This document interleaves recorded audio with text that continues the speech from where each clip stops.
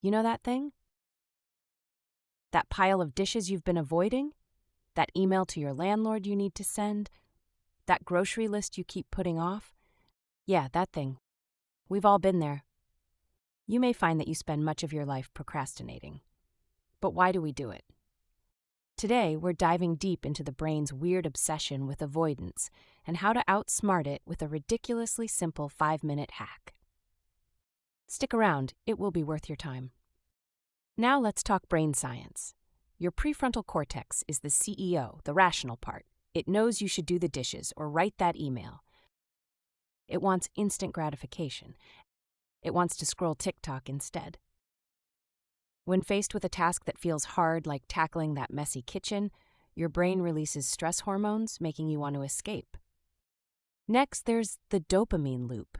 Dopamine is a feel-good neurotransmitter which your brain loves. Dopamine affects the reward centers in your brain, which greatly influences your motivation. Doing things you enjoy, like scrolling, eating, or watching TV, releases dopamine, which makes you feel good. This motivates you to repeat those behaviors that make you feel good, leading you to scroll, eat, or watch TV again. This is a vicious dopamine cycle. On top of all that, we also possess the amygdala, the brain's fear center. When we are faced with a large task or something we are afraid of, like asking your landlord for repairs, the amygdala fires off and makes us want to avoid the task. This is where our fight or flight response kicks in. Let's face it, when that happens, most of us would choose flight. This is why it is so hard to start. Think of all these mechanisms as your brain's internal nope button. Now that you understand how your brain works a bit more, let's find out what type of procrastinator you are. Number 1, the perfectionist. The perfectionists often get stuck on making everything just so, often leading to never starting at all. If you are one, your inner monologue probably goes something like, "If I can't do it perfectly right now, there's no point in even trying." Number 2, the decision-making procrastinator. These procrastinators experience analysis paralysis. They are the ones drowning in options, unable to make a decision. If that's you, you are likely constantly thinking, "What if I choose the wrong path? I need to research everything before I can even take the first step." Number 3, the overwhelmed procrastinator. If you're an overwhelmed procrastinator, your brain will probably often be screaming, "This is too much. It's so big I don't even know where to begin." You frequently feel paralyzed by the sheer size and complexity of your tasks. Number 4, the avoidant procrastinator. For the avoidant procrastinator, it's all about feelings. You might think, "This task makes me anxious, bored, or uncomfortable, so I'll just do this other dopamine-inducing thing instead." The avoidant procrastinator actively avoids tasks that trigger negative emotions. So, which type of procrastinator are you? Take a moment to think about which of the above types of procrastinators resonates most with you. Do you get caught up in the details before even starting? Do you find yourself endlessly researching options? Does the sheer size of a task make you shut down? Or do you simply avoid things that make you feel unpleasant? Knowing your type is the first step to breaking free. Let me know in the comments which one you identify with the most. Now, for the moment you are all waiting for, the 5-minute rule hack. The 5-minute rule is sometimes called the 2-minute rule. Feel free to adjust the time frame that works for you. The concept is incredibly simple. Commit to working on a task for just 5 minutes. That's it. The beauty of this rule lies in its low commitment. 5 minutes feels manageable for almost anything, right? The goal isn't necessarily to finish the task in those 5 minutes, although sometimes you'll find yourself naturally wanting to continue. The real power is in overcoming that initial feeling of, "I just can't start." Now, let's see how we can specifically apply the 5-minute rule to each of our procrastinator types. The perfectionist and the 5-minute rule.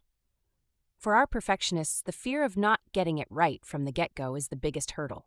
Instead of aiming for flawless prose immediately, try this. "I will spend just 5 minutes brainstorming ideas for this report without worrying about grammar or structure." Or, "I'll just write the first sentence, even if it's terrible, for 5 minutes." The low pressure of just 5 minutes can bypass that inner critic.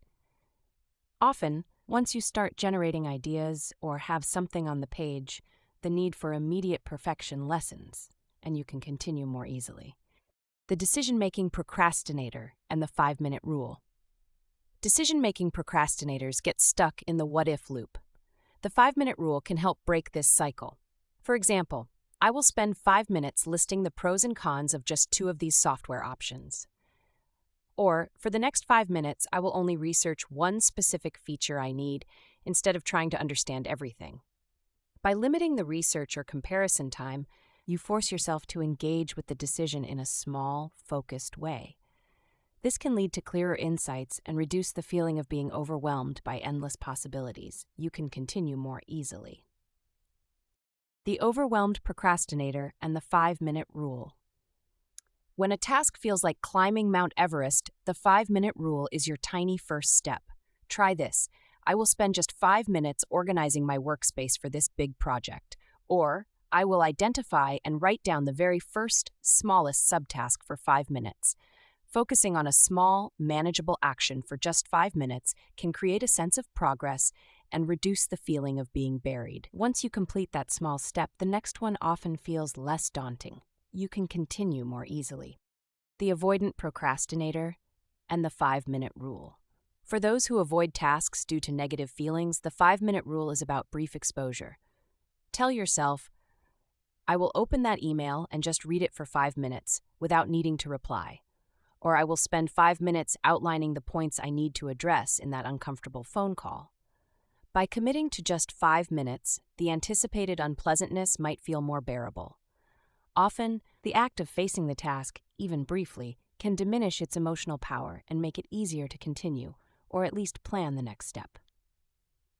The magic of the 5-minute rule is that often those initial 5 minutes build momentum.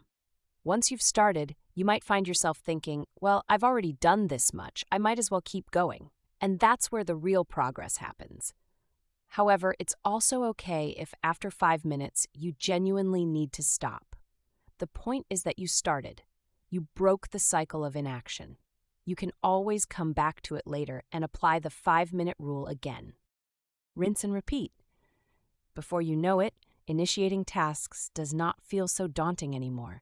And before you know it, you get into the flow of action and focus quicker than ever before.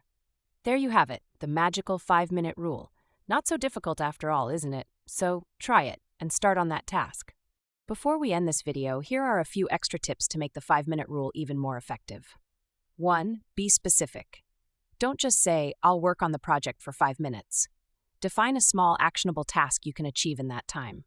2. Set a timer. Use a timer to stay focused and to clearly mark the end of your 5 minutes. 3. No pressure to continue. If you stop after 5 minutes, that's a win. You started. Acknowledge yourself for taking that initial step.